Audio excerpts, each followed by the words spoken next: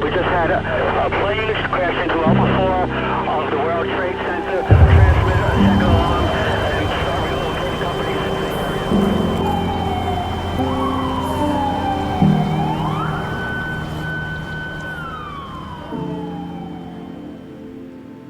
Turi, take one, comment mark. My name is Albert Turi, a former New York City firefighter. 1968, I started off in Engine 92 in the Bronx. I did respond to the first bombing in 93. I said, this is not what it seems. This is really, really bad. I reported into the command post. They assigned me to evacuate the Tower 2. The only two times I was in those buildings was 93 and, of course, in 2001. Take us through the day in 2001. You know, it started out, I was in headquarters. I always got to headquarters early, 6:30 in the morning. Donald Burns, who was the staff chief, came into the room and said, a plane just hit the World Trade Center. It didn't even register that this could be happening. And there was a lieutenant that worked in the safety command with me, Joe Shafari. And as I was going over the Brooklyn Bridge, I looked at Joe and I said, Joe, this is not an accident. I could see 100 miles. It was such a clear, perfect day. And we got out of the car, I was putting my fire gear on, and I heard this tremendous, loud roar. And I looked up, and what it was the second aircraft, just before it impacted the South Tower. And I'm 1,000 feet away from this, on the ground. I could feel the radiant heat on my face. It was kind of like the perfect storm, where it's not just one thing that happens in a period of time. It's where two or three things, or four things, happen in that one instant in history that make it impossible to deal with. Here we had two of the largest buildings on Earth on fire. With a volume like we've never ever witnessed before, we've never trained for. The next thing is the building systems. The standpipes aren't working, the sprinklers aren't working. They're all compromised by the crash of the aircraft. We have a field comm unit that's supposed to respond to all of these major incidents, okay? It was out of service that day. So from there, everything really, really went south.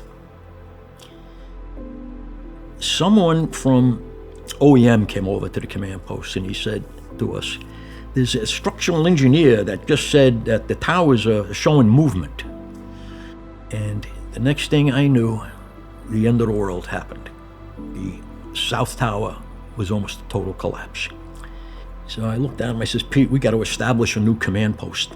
And I says, I'm going to go over by the North Tower and I'm going to try and get the people out of the collapse zone because they're going to be coming out of the building dazed. They're not going to know what's going on. And I saw Bill Feehan, who was the first deputy commissioner. He had met up with Pete, and evidently they heard something over their handy-talkie because they headed south. And I'm sure what they heard was maydays of trapped members. And that was the last I would see of Pete and Bill Feehan. Anyway, a couple of hours later, I saw some fellas, some firefighters digging. And I walked over and they said, no, we've got a body here somewhere. And they started digging out. And I looked down and I saw the back of the turnout coat, Chief of Department Ganci. He was the only chief of department in the history of the New York City Fire Department that was killed in the line of duty. Him and I were friends since 1968. We both worked in that same engine company I mentioned before. I was in his wedding party, the birth of all his children. We were extremely, very, very good friends. And in my opinion, he never got his real due. He handled that situation with amazing expertise. We got a police officer in a squad car. It drove us both out to Farmingdale to notify Pete's wife that he wouldn't be coming home. And I felt terribly responsible for a long time.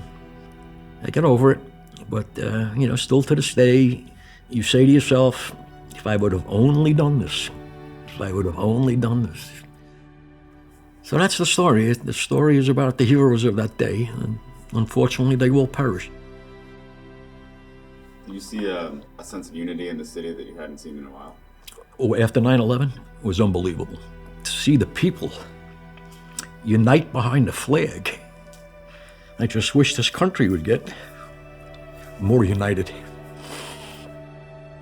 If you could say one thing now to Chief Ganci, reflecting back, what would you say?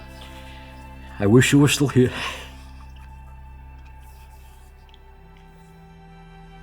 His son Christopher is now a battalion chief.